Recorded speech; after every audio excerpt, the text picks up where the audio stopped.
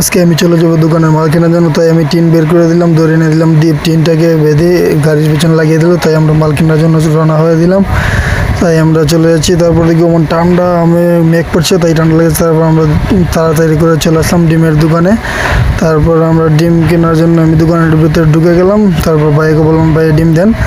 আমি এদিকে টাকাটা দিয়ে দিলাম। তারপর ডিম নিয়ে আমি চলে আসলাম গাড়ির কাছে। গাড়ির ভিতরে ডিমটা রেখেই চলে দিলাম আবার অন্য দোকানে মাল কেনার জন্য।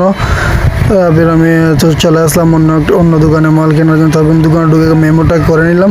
মেমোটা করার পরে আমি 4-5টা ঘুরে দেখলাম। তারপর দাদার বিলটা দিয়ে দিলাম। এদিকে আবার আমার মাল গুছানো হয়ে যাচ্ছে। তারপর দাদা আমাদের জন্য চা নিয়ে আসলো। আমরা দুজন মিলে চা খেলাম। ঠান্ডা ভিজে আসছি তো অনেক ভালো লাগছে। এদিকে আবার মাল গুছানো শেষ হয়ে গেছে। আমি মালটা হাতে নিয়ে নিলাম, নিয়ে আমার গাড়িতে উঠে পড়লাম।